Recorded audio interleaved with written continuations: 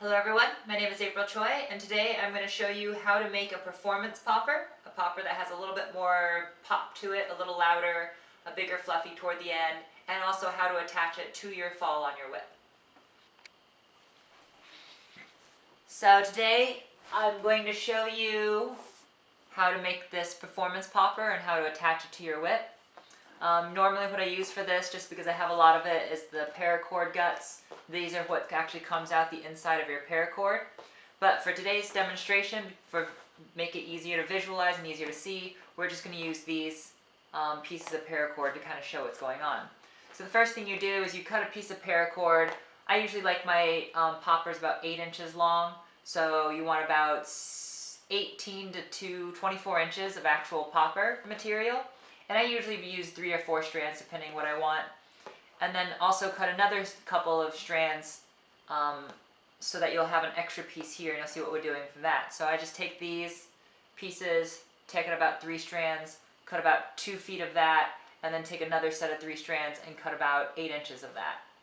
So once that happens, you'll have a long section and you'll have a small piece. So what we do is we take our long piece right here and we start twisting it. And we start twisting it in whatever direction you really feel like. You'll see as you do this, it starts to get pieces in the middle that kind of bind up like that. That's what you want.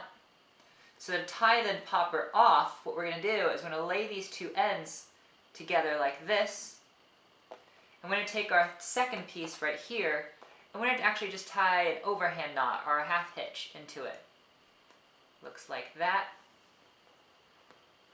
So you'll see now we have this half hitch that kind of shows up in the middle right here, and that locks everything in. Now the reason we do this, if you notice, now if I fold these two pieces up like that, I have twice as much fluff as I normally would if I would make a normal popper.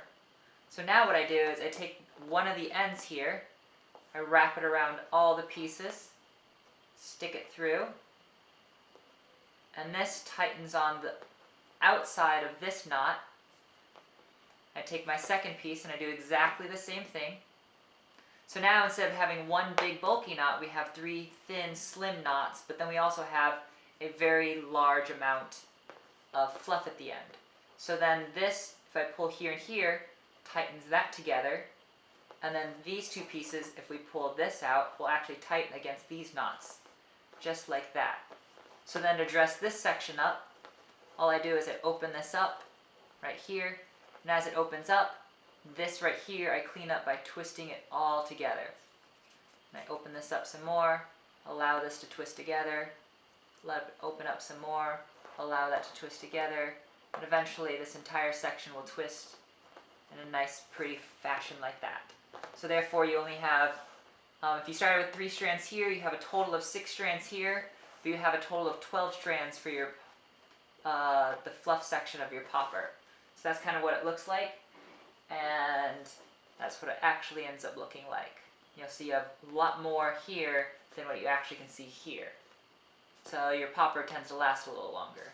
Now to do this, my favorite method is if this is the end of your fall, you're going to slip this over the end of your fall like this. And you don't actually want to put a knot anywhere, because if you tie a knot into this, it's really hard to get out in either pieces. So what we're actually going to do is simply do kind of a half bowline hitch.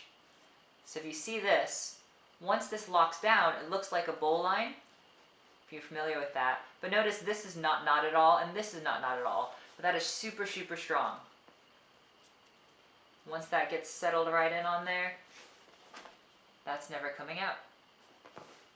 And then your final product, you have your popper, the end of your fall, all together, should look like this.